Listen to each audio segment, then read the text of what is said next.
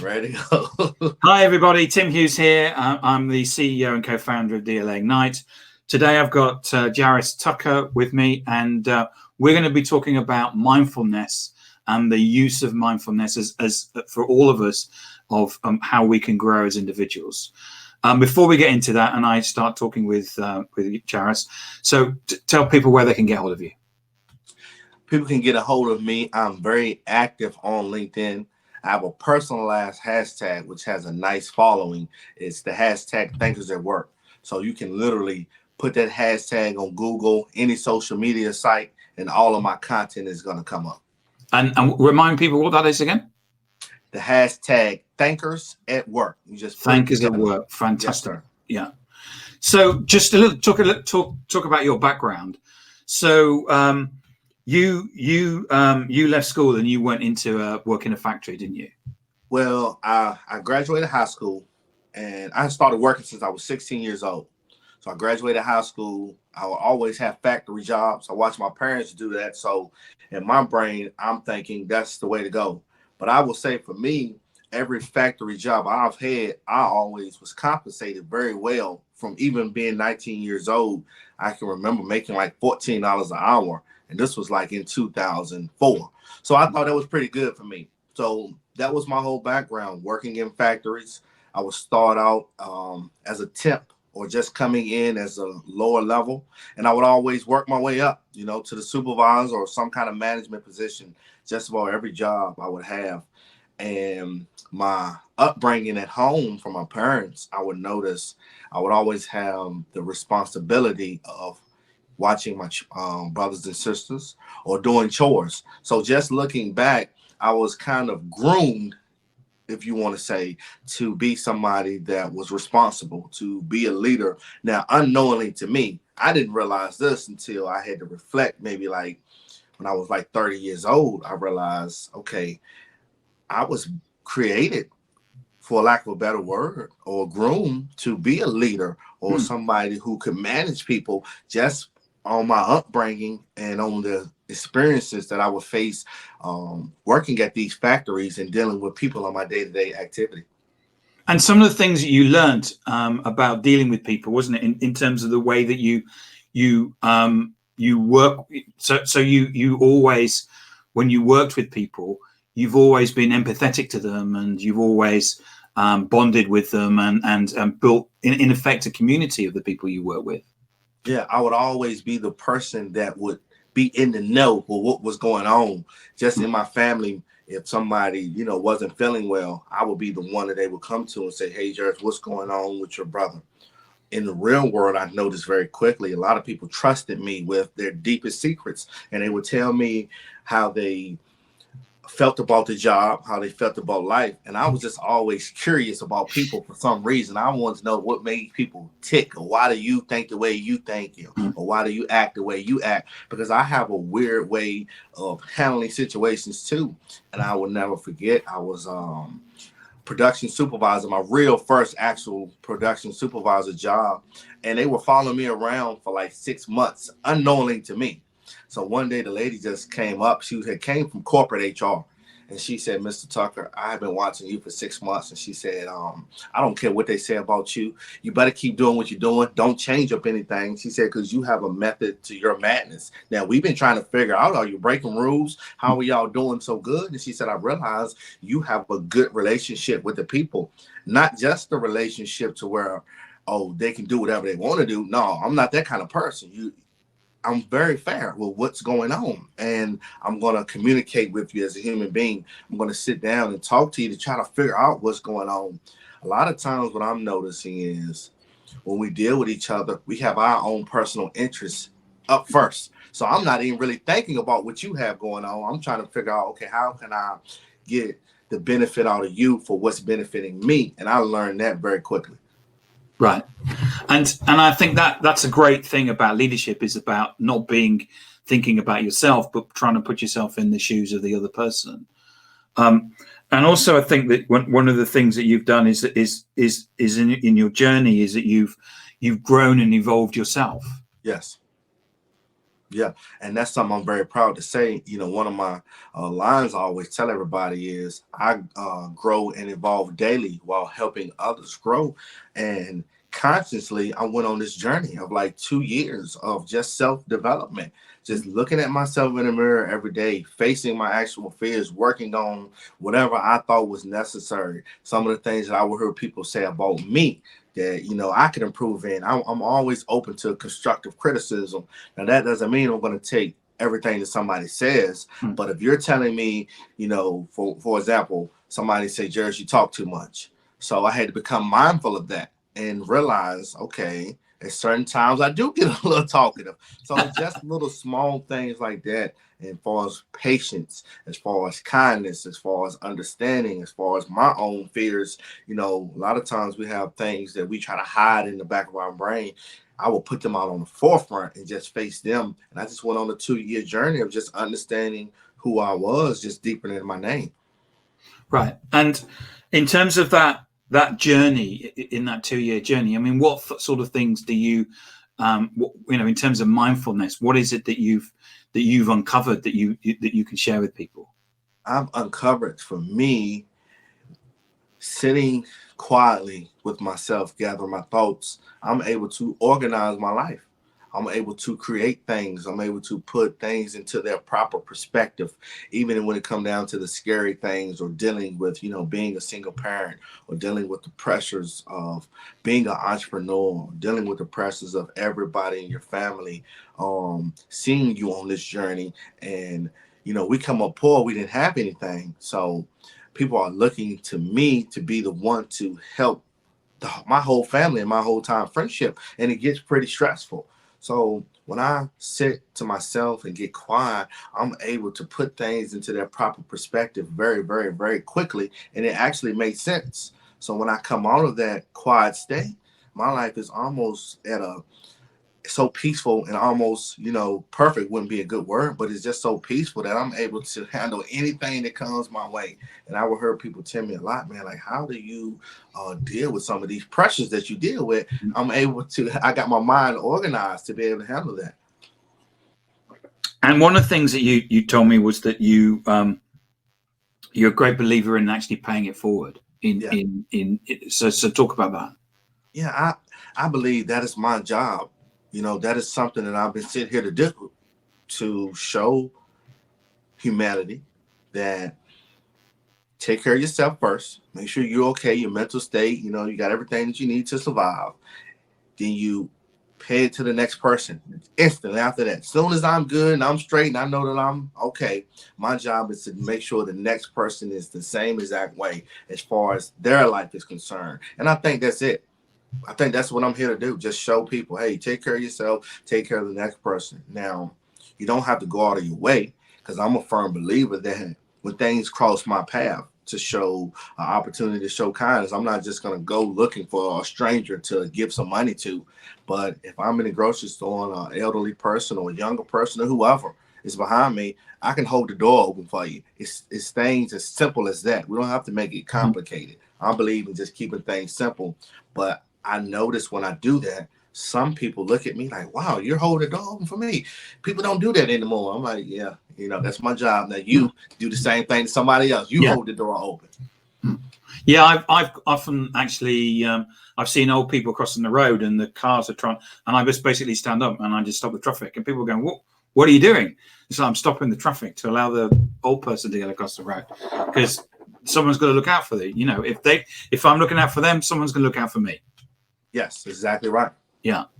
So you've now evolved, and you're now an entrepreneur, aren't you? So yes, sir. So why have you moved from being working in factories where you were getting good money to actually being an entrepreneur?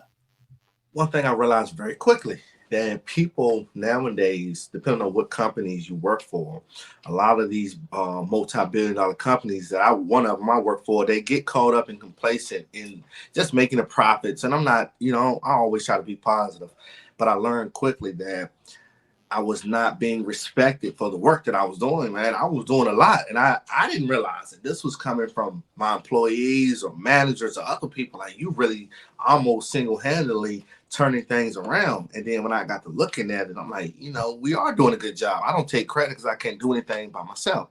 But they were in a position where they would listen to me, and corporate would listen to me, and that's a good thing. But when they don't respect you, that was my thing. I wasn't getting the respect. And then it came down to a lot of it turned into hate. A lot of it turned into negativity.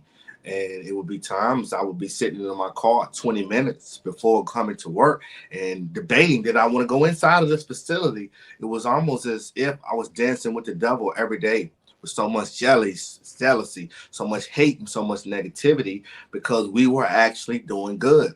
And I began to think, I was like, man, do they want to see this factory go down? Because that's how they were having all of us feel. Like, even my employees would ask me, like, Jaris, why did they keep riding us? And my thing was, because we were setting the bar so high, you didn't see that. You wouldn't see quality being perfect, safety being, we were just doing things that was just unheard of. And I would even look at them like, y'all, we break the record. We would set a record, break a record, set a record, break, and we never, ever, ever had any complaints. It was not anything. If something went wrong, it was not our fault, because I had such a tight relationship with my employees that if one of them were getting sick or they wasn't going to come to work, they would already call somebody for backup without me even knowing. Like, Jaris, look, I'm not feeling good. I'm taking a day off, but I got such and such to come in and take my spot so we can keep doing good. And we just became so tight knit that when you're like that on the outside looking in, if you don't have that sort of vision, you're going to, shoot yourself in the foot. And that's what they started doing, shooting themselves in the foot. So you're now an entrepreneur. So what sort of things are you doing? I do business marketing and advertising. That's my main thing. But now I'm noticing that people don't even want that from me. They want me to do what I'm doing now. They want me to share my story. They want me to share some wisdom and share knowledge, because you and I are having this conversation, but there are so many people that need to hear it and need this reminder that we are human beings first, because we get caught up in our lives and just working and raising our families, and nothing is wrong with it.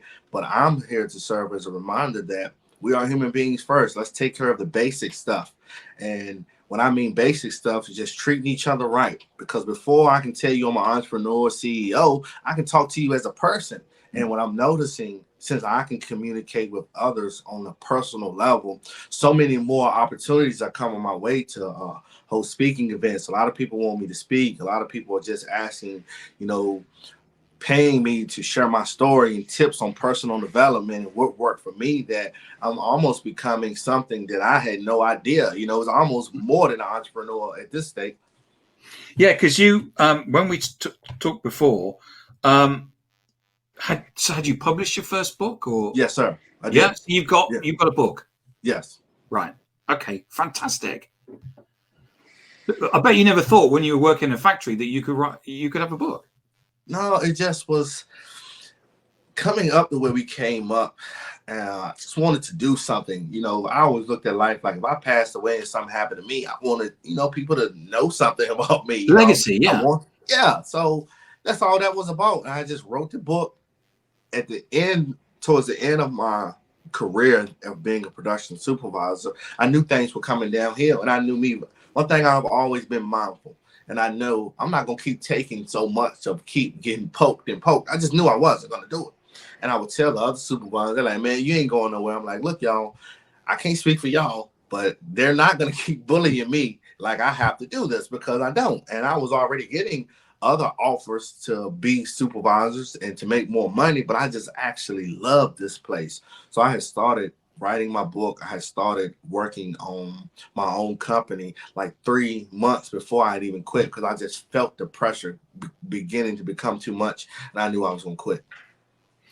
And so you've gone from working in a factory. You're now an entrepreneur. You've created a book, and I mean, I talk and interview a lot of people who I say they're big on social, but you're massive. I mean, you're putting together fantastic videos, and you're really reaching and connecting with people, and sharing your mindfulness with people. And I can understand why you're getting requests for speaking and stuff, because of the fact that you're so authentic also in the way that you develop that.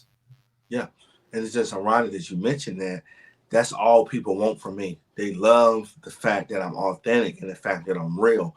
And that's what I'm showing people how to do. Like, you can't really show people how to be real. I can show you how to cut out all of the BS to help Yeah. get to that point. See, thing with me is I've learned to just let it all go. You know, what you see is what you get. I don't have to pretend anymore. I don't have to act like I'm this great big time CEO or this big time supervisor. I'm just a human being first. And I was actually surprised at how people respond to that. They don't want to hear anything about real one-on-one consulting. You know, I rarely nowadays talk about my marketing company. And it's just like, wow, I'm now looking to open up a corporation to do what I'm doing now, because people, they just don't want to hear anything about marketing. Now, if they catch a good video and they might ask me, hey, what do you do? And then I let them know, and that's fine. But now it's like, we don't want to hear nothing about marketing. We need this encouragement. We need this inspiration. And I think the world, one of my other quotes is, I believe the world needs a huge dose of kindness and positivity. And I think what's going on in today's society is opening up me to be able to serve this world with this big dose at a much needed time. I love that. I'm just writing it down. So what about COVID? When we spoke last, you've now had a change of president in the United States. Mm-hmm. And COVID has now been going for about a year. We in the UK, we seem to be in lockdown nearly for about 12 months. But how do you think COVID is impacting on people's mindfulness? I think a lot of people are getting stressed out. Some of the people I've seen are being pushed into a routine of doing things that they wouldn't normally do. Like, I'm seeing a lot of people, they don't even want to work anymore. They're like, well, we can't go outside, we can't do nothing. And that's why I'm here to show people, use this time to whatever. You know, I use this time to continue to work on this journey of self-development. I worked on my communication skills. I worked on my people skills. I worked on my getting behind the camera skills, because I didn't like doing that. You know, my friends would beg me for years, man, to do what I'm doing now. I can remember being 21, being in high school even.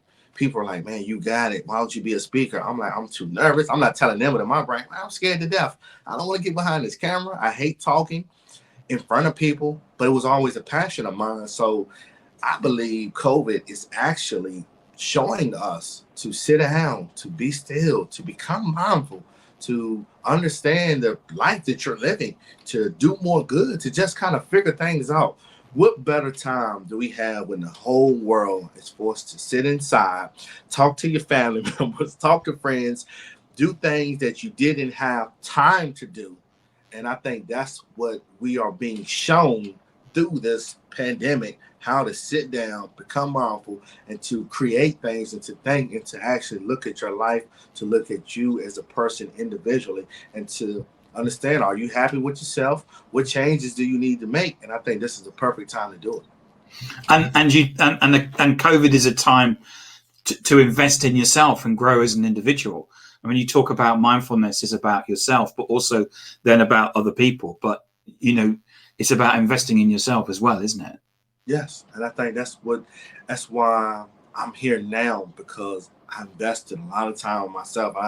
And I'm understanding that's the best investment you can do, is investing in yourself, because the better I get, the better father I am, the better leader I am, the better person I am. And also what I'm learning is, when you get better, people around you see you get better. And that's where the growing and evolving daily comes in. And you may not see it, but they begin to grow and evolve daily in their own way and in their own way of living, just because your energy, your presence is so strong. That's something that I'm realizing, that a lot of people I would have gave up on, you know, if COVID didn't hit, because I'm like, you know, you're around me.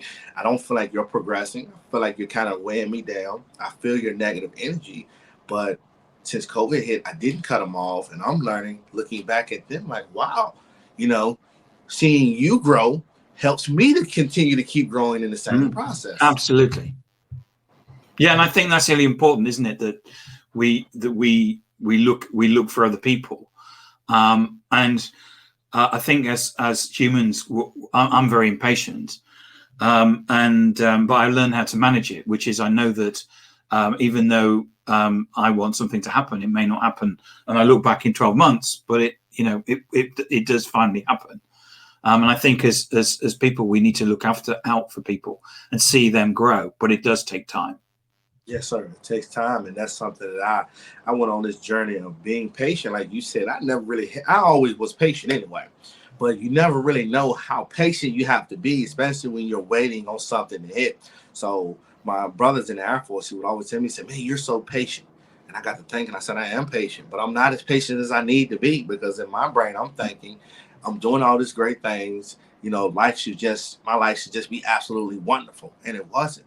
So I had to go on another journey of being patient to actually realize that when you slow everything down, like I said, when I can get to my quiet spot and I can slow everything down, it actually shows me that life is just a journey, and things are going to come at their time. You can't force or rush anything, to actually understand that this life is a journey, to find enjoyment in whatever you're doing on this journey. And then you kind of slow things down and you can stretch things out, and you realize, okay, 2 years isn't a long time. 5 years isn't a long time for me to put some work in my business and turn this company into a multi-billion-dollar organization. Instead of thinking in a patience way that I was thinking, it should happen overnight.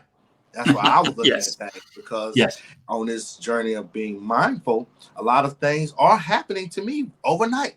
I didn't never know I would wake up and be asked to do interviews and to be sitting behind the screen talking to you, Tim, is an honor for me. I never would have thought that. Thank you so much for coming on today and sharing your insight.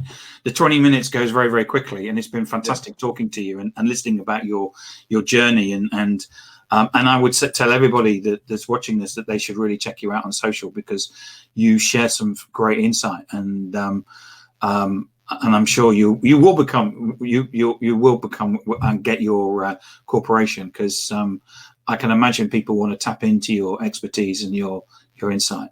So remind people where they can get hold of you again. Your hashtag. I'm very active on LinkedIn, all social media sites, the majority of them, Facebook, Instagram, Twitter. I'm also on Clubhouse. But I encourage everybody to follow the hashtag Thinkers at Work. That way you can see all of the content. You can see what social media platforms I'm on. I have this wonderful text me now number where people are just texting me out the blue. So wow. When you follow that hashtag, you can figure out everything you need to know about me, how to get in contact with me, what I have going on, just by following the hashtag Thinkers at Work. If you're on LinkedIn, you can type my name in, Jaris, and you can see all of the wonderful things we're doing. Jaris, thank you so much for coming on today and spending the time with us and sharing your insight. And I really appreciate that. Thank you. Thank you, have a great day. All right, have a good day.